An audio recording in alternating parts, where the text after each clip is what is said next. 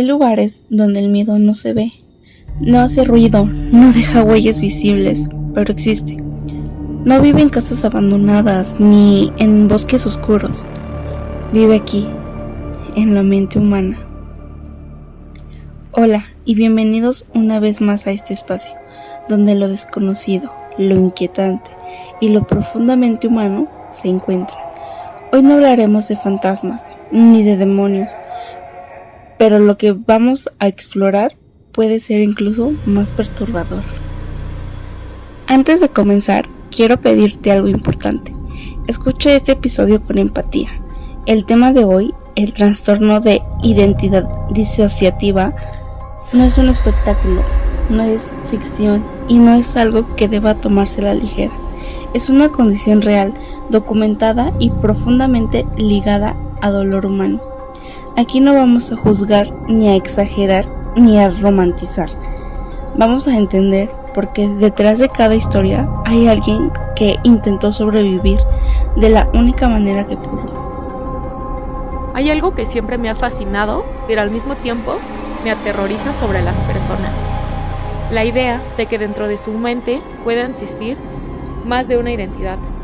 No máscaras, no actuaciones, sino versiones completamente distintas de una misma persona, con recuerdos, voces y comportamientos propios.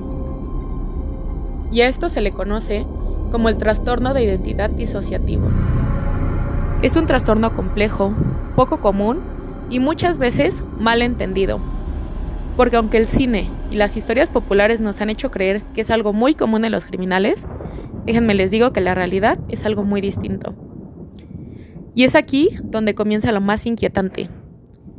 El trastorno de identidad disociativo, antes llamado trastorno de personalidad múltiple, es uno de los trastornos más complejos descritos en el DSM-5. Y para que podamos entender realmente este trastorno, hay que dejar un poquito de lado todo lo que creemos saber sobre él. Porque muchas veces lo que vemos en películas no se acerca ni un poco a la realidad. Y la pregunta es, ¿qué sucede dentro de una persona con este trastorno? Imaginemos por un momento que dentro de una misma persona no existe una sola forma de ser, sino varias. Y no como personajes ficticios, ni como si alguien estuviera actuando, sino como partes reales, completas y con su propia manera de pensar, su propia manera de sentir, de reaccionar ante el mundo. Cada una de estas partes puede tener su propia forma de hablar, su propio tono de voz, sus propias ideas y hasta recuerdos que las otras partes no tienen. Puede haber una parte que se sienta como un niño, otra que se comporta como algo más fuerte, más agresivo, otra que intenta proteger y otra que simplemente guarda todo el dolor. Y aquí hay algo muy importante. Estas partes no aparecen porque sí, no están ahí por casualidad y tampoco son un error. Son una respuesta. Es una forma en la que la mente en algún momento encontró la manera de seguir adelante. Como si frente a algo demasiado difícil, la mente hubiera tomado una decisión silenciosa y dijera, no puedo vivir esto siendo una sola persona. Y entonces se fragmenta. Y bueno, pues ahora les voy a explicar un poquito sobre la desconexión con la memoria. Hay algo que vuelve todo esto un poquito más complejo y también más inquietante: la memoria.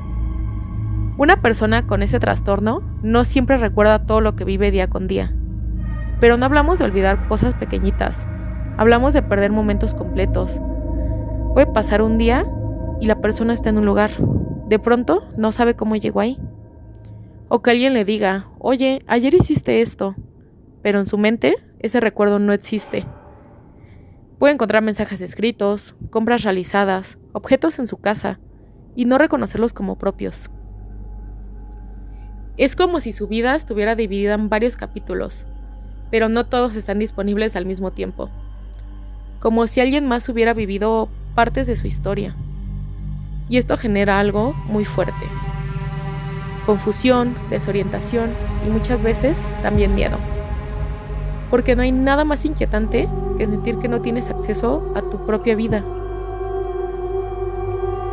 Y una pregunta que yo creo que todos nos hacemos es cómo viven estas personas día con día sufriendo este trastorno.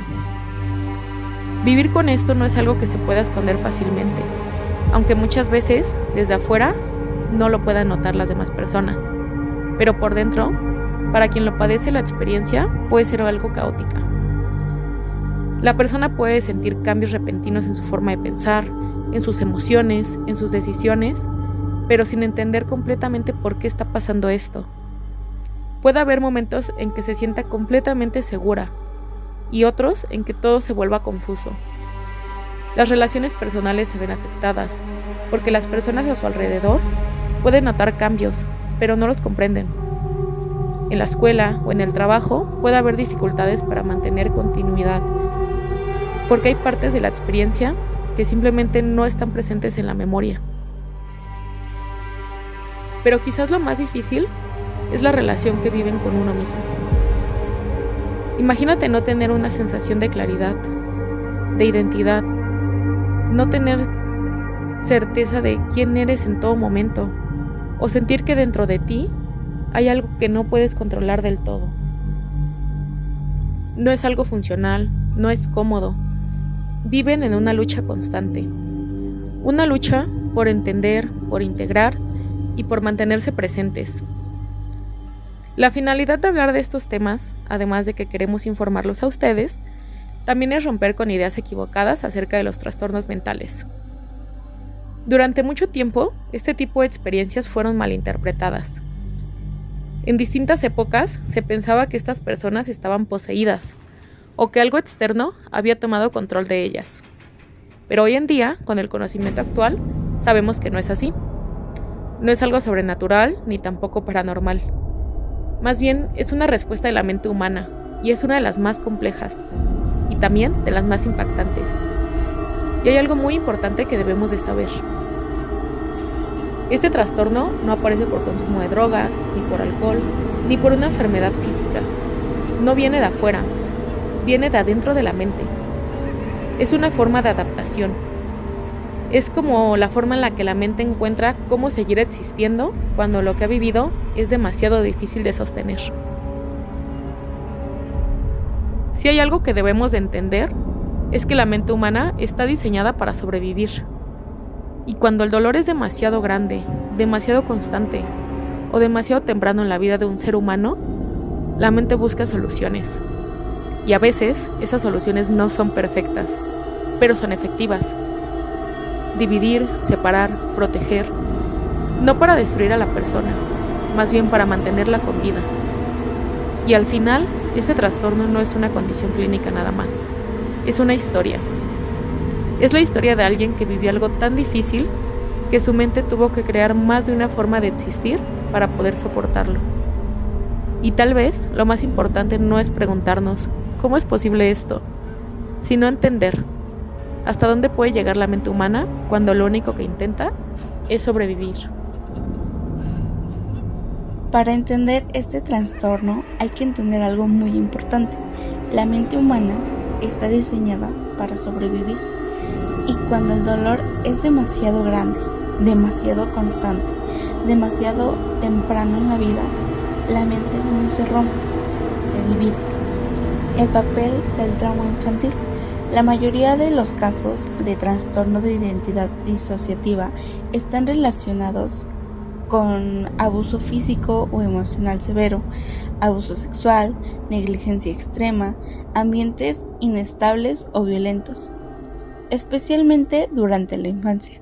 Un niño no puede escapar, no puede procesar completamente el dolor, entonces hace algo extraordinario, se separa de él.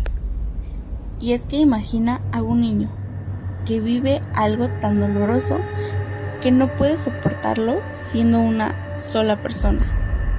Entonces una parte de su mente guarda ese dolor y otra parte sigue adelante, como si nada hubiera pasado. Con el tiempo, esas partes se convierten en identidades. Ahora sí, vamos a entrar en historias reales, pero escucha con atención, porque lo más aterrador no es lo que pasó, sino por qué pasó. Chris Costner Sizemore, las tres caras de Eva. Chris parecía tener una vida normal, hasta que comenzó los cambios.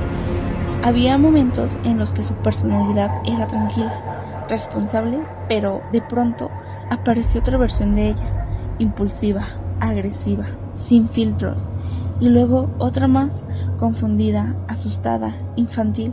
Lo más perturbador es que Chris no recordaba lo que hacía cada identidad. Un día podía despertar y descubrir que había tomado decisiones que no recordaba haber tomado. Su caso fue tan impactante que inspiró estudios clínicos y una película. Pero detrás del fenómeno había algo mucho más oscuro. Un pasado lleno de traumas, dolor y experiencias que su mente no pudo integrar. Con el tiempo se identificaron más de 20 identidades, cada una con una función. Algunas protegían, otras expresaban el dolor, otras guardaban recuerdos. Chris no estaba actuando, estaba sobreviviendo. Anselborn. En 1887, un hombre desapareció sin dejar rastro. Su nombre, Anselborn. Semanas después, fue encontrado en otra ciudad, viviendo con otra identidad. Tenía otro nombre, otro trabajo, otra vida. Y lo más inquietante era que no recordaba quién era realmente. Cuando recuperó su identidad original, no recordaba absolutamente nada de su otra vida. Este caso fue estudiado por psicólogos de la época y se convirtió en una de las primeras evidencias documentadas de estos disociativos extremos. También otro caso es el de Billy Milligan, que fue la mente fragmentada que cambió la historia. En los años 70, un caso sacudió por completo al sistema judicial de Estados Unidos y hasta el día de hoy sigue siendo uno de los más polémicos cuando se habla del trastorno de identidad disociativo. Billy fue arrestado por varios delitos graves, incluyendo secuestro y agresión sexual, pero durante su juicio ocurrió algo inesperado. Sus abogados afirmaron que Billy no era una sola persona, que dentro de su mente existían más de 20 identidades distintas, cada una con su propia forma de pensar, hablar y comportarse. Entre ellas destacaban Arthur, inteligente, racional, con acento británico; Ragen, agresivo, protector, con gran fuerza física; y Allen, carismático, manipulador, hábil para interactuar socialmente. Lo más inquietante es que algunas de estas identidades no sabían lo que hacían las otras. Había lagunas de memoria, fragmentos de vida que simplemente desaparecían. Los especialistas que lo evaluaron creyeron que Milligan padecía trastorno de identidad disociativo, y entonces ocurrió algo histórico. Fue declarado no culpable por razón de locura. No porque los crímenes no hubieran sucedido, sino porque, según el diagnóstico, no todas las identidades tenían control ni conciencia de los actos. Este caso marcó un antes y un después, pero también abrió la puerta a una gran duda. ¿Realmente existían esas identidades? ¿O fue una de las defensas legales más controvertidas de la historia? Hasta hoy, el caso de Billy sigue dividido entre quienes creen que su diagnóstico era real y quienes piensan que nunca se pudo comprobar del todo. Y por último, el caso de Trudy Chase, fragmentarse para sobrevivir. No todos los casos relacionados con el trastorno de identidad disociativo están ligados al crimen. Algunos son simplemente historias de supervivencia. Ese es el caso de Trudy. Desde muy pequeña vivió una infancia marcada por el abuso extremo, constante y prolongado, y como respuesta a este trauma, su mente hizo algo extraordinario. Se fragmentó. Trudy desarrolló más de 90 identidades distintas, pero a diferencia de lo que muchas personas imaginan, no era un caos descontrolado. Era en cierto modo una forma de organización. Cada identidad representaba una emoción, un recuerdo, una parte del dolor. Algunas cargaban con el miedo, otras con la rabia y otras con los recuerdos más difíciles. En su libro Trudy describe cómo su mente no se rompió, sino que se dividió para poder sobrevivir, para seguir existiendo sin colapsar por completo. Su caso ayuda a entender algo fundamental.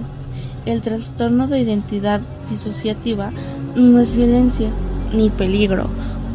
Muchas veces es una respuesta extrema a un trauma extremo. Después del impacto del caso de Billy, algo cambió. El trastorno de identidad disociativo comenzó a aparecer no solo en la psicología, sino también en los tribunales.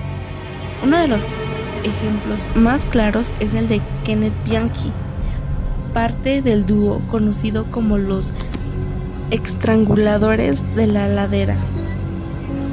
Durante su juicio, Bianchi afirmó que él no era responsable de los asesinatos. Aseguró que otra personalidad llamada Steve era quien cometía los crímenes. Por un momento la duda apareció, ¿y si era real? Pero tras múltiples evaluaciones, los especialistas llegaron a una conclusión contundente. Estaba fingiendo. No había identidades múltiples reales. No había trastorno de identidad disociativo. Solo una estrategia para evadir la responsabilidad. Este caso dejó una marca importante porque mostró algo inquietante, que un trastorno tan complejo también podía ser utilizado como una herramienta de manipulación. Entre la ciencia, la mente y la ley, el trastorno de identidad disociativo sigue siendo uno de los temas más complejos y malentendidos. Algunos casos, como el de Billy, abrieron debates que aún no tienen respuesta. Otros, como el de Kenneth, demostraron que no todo lo que parece es real. Y algunos más, como los de Trudy, nos recuerdan que detrás de este trastorno no siempre hay crimen. A veces solo hay una mente intentando sobrevivir. Este trastorno y muchos otros han sido distorsionados por el cine y por la cultura popular. Pero en realidad esto no es un espectáculo, no es algo común, tampoco es sinónimo de violencia, y no es algo que la persona controle a voluntad propia. Más bien es una respuesta extrema al trauma. En conclusión, el trastorno de identidad disociativo no es una historia de terror, aunque a veces lo parezca, ¿no creen? Pero es la historia de una mente que en lugar de romperse, se divide. Cada identidad es una cicatriz, y cada cambio es una memoria que no pudo ser procesada. A lo largo de los años, este trastorno se ha intentado asociar con algunos de los criminales más famosos de la historia. Nombres como Jeffrey Dahmer y Ted Bundy han sido rodeados de teorías, rumores y explicaciones que buscan entender lo incomprensible. Pero la realidad es menos cinematográfica y más incómoda, porque ninguno de ellos fue diagnosticado con ese trastorno, pero en su lugar se encontraron conductas psicopáticas y una desconexión emocional profunda. No se encontraron múltiples identidades, solo una mente, que era capaz de hacer cosas aterradoras. Y tal vez lo más perturbador de todo esto no es que existan muchas personalidades en una sola persona, sino que en la mayoría de los casos no existen. El trastorno de identidad disociativo es real y es un tema muy serio. Generalmente se liga a experiencias de un trauma extremo, pero no es común en criminales, y no es como muchas veces se cree, porque a veces la respuesta es aún más inquietante, y también la más simple. No eran otras personas, eran ellos mismos. Y así es como llegamos al final de este episodio. Yo creo que este tema nos deja algo muy en claro. La mente humana es mucho más compleja y mucho más fuerte de lo que imaginamos. Lo que muchas veces vemos como algo extraño o incluso aterrador, en realidad es una forma de defensa, una forma de sobrevivir. Detrás de cada caso no hay misterio ni espectáculo. Hay historia, hay dolor y hay una persona que intentó seguir adelante. Y tal vez lo más importante que nos deja este episodio es aprender a mirar estos temas con más empatía, con más respeto y con mayor comprensión. Porque al final, todos somos más frágiles de lo que creemos y al mismo tiempo, muchos más resistentes de lo que pensamos. Antes de irte, queremos dejarte con algo. Todos creemos saber quiénes somos, pero ¿y si no somos solo uno? ¿Y si dentro de ti existieran partes que nunca has escuchado? Partes que guardan miedo, dolor, recuerdos que no quieres ver. ¿Y si un día esas partes decidieran hablar? ¿Las reconocerías como tuyas? Esto fue Entre Sombras y Crímenes. Gracias por escucharnos. Y recuerda, a veces el mayor misterio no está afuera, sino dentro de nosotros mismos.